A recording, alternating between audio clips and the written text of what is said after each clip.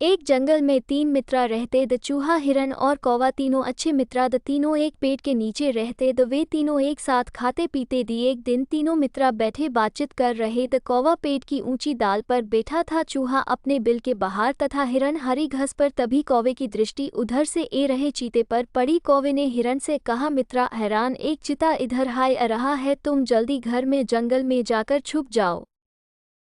इतना सुनते हिरन तेजी से घर में जंगल में जा छुपा चिता देखता ही रह गया।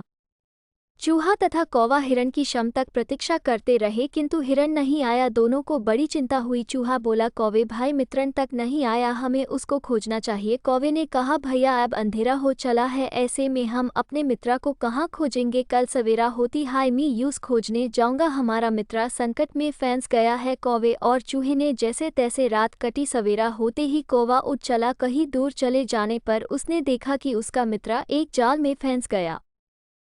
कवि ने अपने मित्र से कहा मित्र हिरन घबराना नहीं मैं अभी आया। किरण ने कहा मित्र कौवे जल्दी आना। कौवे की बात सुनकर हिरन की जान में जान आ गई।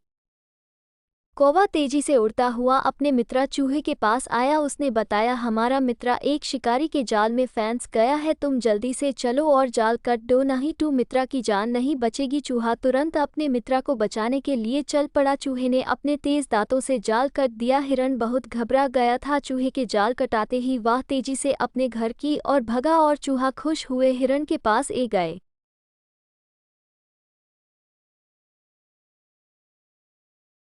चैनल को लाइक शेयर एंड सब्सक्राइब करें। धन्यवाद।